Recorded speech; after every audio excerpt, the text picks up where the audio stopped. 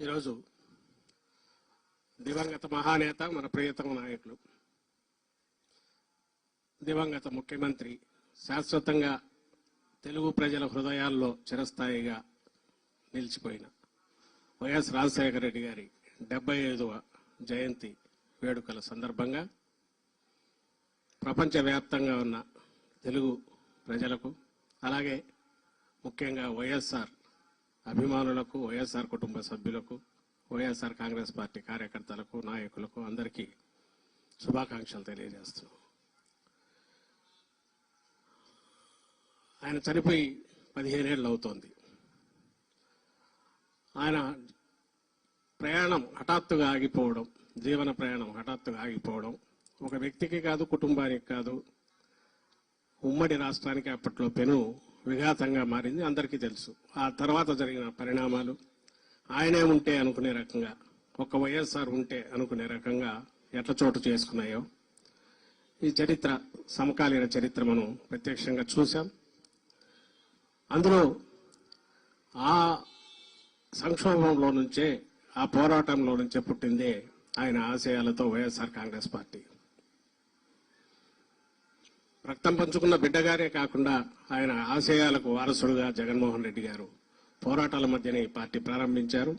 ఆ రోజు నుంచి ఆయనతో అడుగులు అడుగు వేసిన వేల మంది, లక్షల మంది అయ్యారు. కోట్ల మందికి ఆశాదీపంగా రాజశేఖర రెడ్డి గారిని మించి మరో 10 అడుగులు ముందుకు వేసే బిడ్డగా ఆయన నిజమైన రాజకీయ వారసుడుగా జగన్మోహన్ రెడ్డి గారు ఈ రాష్ట్రానికి ఏం చేశారో గత 5 ఏళ్లలోనే 20-30 ఏళ్లలో జరగాల్సిన అభివృద్ధిని కానీ, సంక్షేమాన్ని కానీ, ఒక పేద కుటుంబం కేంద్ర బిందువుగా, పేదరికానికి శాశ్వతంగా స్థానం లేకుండా నిర్మూలించే దిశగా ఎవరి కాళ్ల మీద వాళ్ళు నిలబడి, ఏదో ప్రభుత్వం ఇచ్చే పథకాల మీద ఆధారపడకుండా సొంత కాళ్ళగా నిలబడగలిగి వాళ్ళ తలరాత వాళ్ళు రాసుకునే రకంగా ఒక దానికి ప్రారంభించడమే కాకుండా పథకాలు ఆచరణలో కూడా ఆ మేరకు ఫలితాలు కూడా తీసుకొచ్చారు 5 ఏళ్లలో. ఇది 5 ఏళ్లలో మనం చూసాం. మన కళ్ళ ముందే జరిగింది. అది జరిగింది. 5 ఏళ్ల తర్వాత మళ్ళీ ప్రజల ముందుకు వెళ్ళాం. ఇదిగో ఇంత చేశాం, మీ ఇంట్లో మంచి జరిగి ఉంటే మీరంతా ఓటు వేయండి అన్నాం. ఫలితాలేమో వేరే రకంగా వచ్చాయి. ఇంతకుముందు రాంబాబు గారు అన్నట్టు రాజకీయాల్లో ఇది మామూలు. కానీ ప్రజల పక్షాన్ని నిలబడిన పార్టీగా, ప్రజలకు ఏ కష్టం వచ్చినా కూడా పక్కన ఉండే వాళ్ళలో మమేకమై నిలబడే పార్టీగా మన ప్రయాణం అనంతం. అది ఆగిపోదు. ఒక రోజుతో వచ్చేది కాదు, ఒక రోజుతో పోయేది కాదు. అందుకే ఎక్కడైతే ప్రజల జరిగిన ఎన్నికలు కానీ, ఆ ఫలితాలు కానీ చూస్తే చాలా అనుమానాలున్నా వాటి గురించి లోతుకు పోవడము అది కరెక్ట్ కూడా కాదు. ప్రజల తీర్పుగానే దాన్ని భావించాలా. బహుశా ఏ హామీలైతే అసాధ్యమైనవో, అసాధ్యము ఇప్పట్లో చేయలేమని వాళ్లే సన్నాయి నొక్కులు నొక్కుతున్నారు ఈరోజు అధికారం లేకొచ్చిన వాళ్ళు, వచ్చి నెల తిరక్కముందే. రాష్ట్ర ఆర్థిక పరిస్థితి ఘోరంగా ఉందన్న వాళ్లే మరి తెలిసి ఎందుకు అలాంటి అసాధ్యమైన హామీలు ఇచ్చారనేది సమాధానం సంజాయిషి ఇవ్వాల్సిన వాళ్లే అసాధ్యమైన హామీలు ఇచ్చి ప్రజలను 14లో ఎట్లా మోసం చేశారో మళ్లీ అదే రకంగా మోసం చేసే రీతిగా మరోసారి దానికి అప్పుడే శ్రీకారం చుట్టారని నెల తిరక్క ముందే అర్థమవుతోంది. నిన్ననే చంద్రబాబు నాయుడు గారు మాట్లాడుతూ ఈరోజు చూశాం పత్రికల్లో, ఇంత ఖాళీ అవుతుంది అనుకోలేదు ఖజానా అంటున్నారు. అన్నీ ఇప్పుడే కావాలని అందరూ ఆశపడుతున్నారు, మరి కష్టమయ్యేట్టుందని చెప్తున్నారు. మరి 6 నెలల ముందు కూడా ఆయనకు తెలుసు ఇదే సంగతి. ఆ హామీలు ఇచ్చేటప్పుడు, లేకుంటే లక్షల కోట్ల అయ్యే హామీలు ఇచ్చేటప్పుడు ఏ రకంగా ఇచ్చారు? ఇదే హామీల్లో ఒక 10% ఇచ్చినా జగన్మోహన్ రెడ్డి గారు సరిపోయేది కదా అని అనేవాళ్ళు కూడా ఉంటారు. సరే, అలా ఇచ్చి మోసం చేయడము, ఒకసారి మోసపోయాక మళ్లీ మోసానికి శ్రీకారం చుట్టడము, ప్రజలను భ్రమలో ఉంచడం, అది ఆయనకు చెల్లింది. ఇప్పుడు వచ్చి మళ్లీ అప్పుడే ఖజానా బాగాలేదు కాబట్టి కష్టం అంటున్నారు. ఇది చూస్తున్నాం. మరోపక్క ప్రజల కోసం రాజకీయ పార్టీలు పనిచేస్తుంటే, ఓటమి రాజకీయాల్లో గెలుపోటములు సహజమైనప్పుడు, ఆ రోజు జగన్మోహన్ రెడ్డి గారు గత 5 ఏళ్లలో తన పరాని చూడకుండా, కులం చూడకుండా, ప్రాంతం చూడకుండా, పార్టీలు చూడకుండా అందరికీ ఒకే అర్హతే ప్రామాణికంగా ఆయన సంక్షేమ పథకాలు కావచ్చు, ఇంకోటి కావచ్చు ఇవ్వడం, రాష్ట్రాన్ని మొత్తం రాజకీయాలనేవి ఎన్నికల వరకే ఉండాలి, తర్వాత అవి ఉండకూడదు అనుకున్న నాయకుడుగా ఆయన వ్యవహరిస్తే ఈరోజు వచ్చిన రోజు నుంచి రాష్ట్రంలో అరాచకం ఎట్లా సృష్టిస్తున్నారో, ఒక రావణ కాష్టం ఎట్లా చేస్తున్నారో, పని కట్టుకొని వైఎస్ఆర్ కాంగ్రెస్ పార్టీ కోసం పని చేసినా లేదా ఓటు వేసిన వాళ్ళని కూడా వదలకుండా ఎట్లా దాడులు చేస్తున్నారు, వ్యవస్థ మొత్తం ఎట్లా నిర్వీర్యం అయిపోయిందో అది కూడా గమనిస్తున్నాం.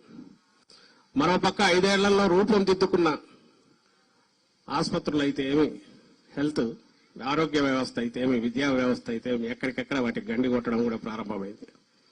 ఇంటి దగ్గరకే సేవలు, స్పెషలిస్ట్ సేవలు అప్పుడే వాటి ఆ ఉద్యోగాలు తీసేశారు. ఎక్కడికక్కడ వాటిని రేషనలైజేషన్ అనే పేరు మీద ఇచ్చేస్తున్నారు. మళ్ళీ మొదలైంది 14-19 మధ్య అనుభవం. ఈసారి మరింత త్వరగా అవుతోంది. ఇవన్నీ కూడా గమనిస్తున్నాం. ఇవన్నీ ఎందుకు చెప్తున్నానంటే, ఆ రోజు రాజశేఖర రెడ్డి గారు మొదలుపెట్టిన ప్రయాణం ఒక 2 అడుగులు వేస్తే జగన్మోహన్ రెడ్డి గారు దాన్ని మరింత ముందుకు తీసుకుపోతే మళ్ళీ దాన్ని మొదటికి తెచ్చే ప్రక్రియ, మళ్ళీ 10 ఏళ్ల వెనక్కు తీసుకెళ్లే ప్రక్రియ చంద్రబాబు నాయుడు గారు మొదలుపెట్టారు. దాన్ని నిలవరించాలి, ఎదుర్కోవాలి, నిలబెట్టాలి మనం. ఇవి కాక గత 5 ఏళ్లలో మన వైపు నుంచి జరిగిన వాటి లోటుపాట్లు కూడా సరిదిద్దుకోవాలి. ఎక్కడెక్కడ మనం ఎక్కడ సరిగా వ్యవహరించలేదో లేదా దృష్టి పెట్టాల్సిన చోట పెట్టలేదో వాటిని సరిదిద్దుకోవాలి. ఇవి కరెక్షన్స్ చేసుకుంటూ కూడా ముందుకు పోవాల్సిన సమయంలో ఈరోజు రాజశేఖర రెడ్డి గారి 75వ జయంతి వచ్చింది.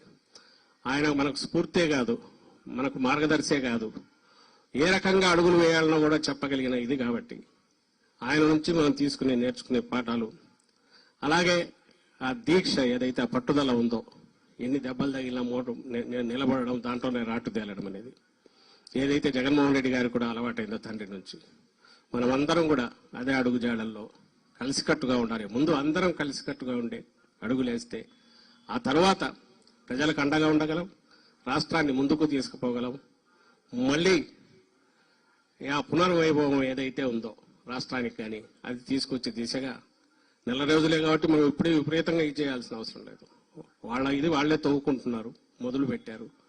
లక్షణంగా ప్రజల అధికారంలోకి ఇచ్చినప్పుడు చంద్రబాబు నాయుడు గారు దాన్ని ఎట్లా సద్వినియోగం చేసుకోవాలని ఆలోచించకుండా ఎట్లా పక్కదారి మళ్లించాలో ప్రజల చూపు మళ్లించి ఇటువైపు ఇంకా ఇప్పటికీ జగన్మోహన్ రెడ్డి గారి మీదనో వైఎస్ఆర్ కాంగ్రెస్ పార్టీ మీదనో అది అటాక్స్ చేయడం ద్వారా ఇంకో ద్వారానో ప్రజల దృష్టి మళ్లించాలనో తాను అమలు చేయాల్సిన హామీల నుంచి తప్పించుకోవాలని చూస్తున్నారు. అది సాగనివ్వకూడదు. మనమంతా కలిసికట్టుగా అడుగులు ముందుకు వేయాలి. ఎవ్వరూ డీలా పడాల్సిన అవసరం లేదు. చిన్న చిన్న కరెక్షన్స్ మనం చేసుకోవాల్సినవి అవి కూడా జరుగుతాయి, ఖచ్చితంగా జరుగుతాయి ఫర్ ది పీరియడ్. అండ్ మళ్ళీ పాత పునర్వైభవం వస్తుంది. రాష్ట్రానికి ఏ నష్టం జరిగినా మనం ఊరుకోమనేవి ఇది కూడా మనం తీసుకెళ్ళాలి. అండ్ ప్రజల పక్షాన ఎప్పుడు నిలబడే పార్టీగా మరోసారి పునరంకితం అవుతామని మనం అందరం కూడా శపథం చేయాల్సి ఉంది. ఈ సందర్భంగా ఈరోజు ఇంతకంటే మంచి రోజు కూడా మనకు రాజశేఖర రెడ్డి గారి జయంతికి మించింది లేదు. మనం అందరం కలవడానికి, కలిసి అడుగులు వేయడానికి, అదే దీక్ష పట్టుదలతో జగన్మోహన్ రెడ్డి గారికి అండగా నిలబడడానికి, పార్టీని ముందు నడపడానికి అని చెప్తూ మరోసారి అందరికీ రాజశేఖర రెడ్డి గారి జయంతి 75వ జయంతి ప్రత్యేకత ఉన్న రీత్యా 75వ జయంతి సందర్భంగా శుభాకాంక్షలు తెలియజేస్తూ సెలవు తీసుకుంటున్నాను. Thank you.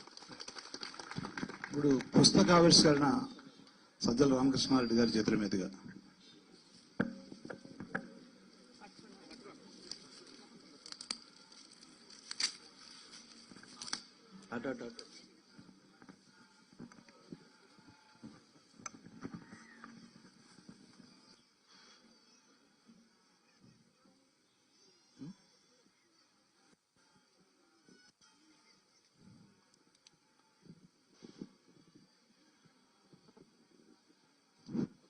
జోగి రమేష్ గారు వేదిక మీద రావాల్సిందిగా కోరుచున్నాం.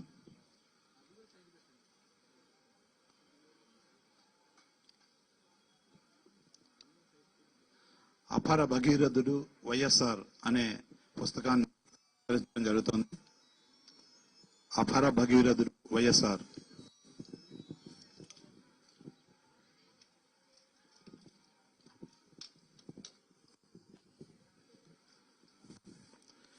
ఇప్పుడు బట్టల పంపిణీ కార్యక్రమం సజ్జల రామకృష్ణారెడ్డి గారి చేతుల మీదుగా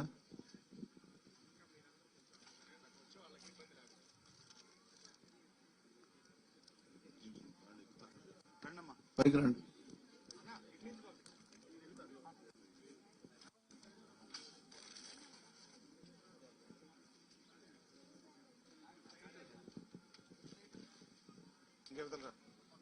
హసన్ కొంచెం ఇటు వస్తే వెనక వస్తాడు. Right right. మా బెనిఫిషరీస్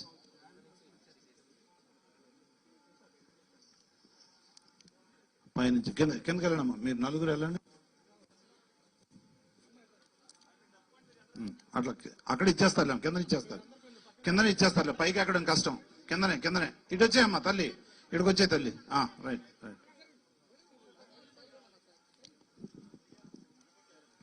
అటు తిరిగమ్మా. మీరు అడ్డుగా తప్పుకోండి దయచేసి కొంచెం అడ్డు తప్పుకోండి అమ్మా. నాన్న మీరు కూడా ఇటు రండి కొంచెం.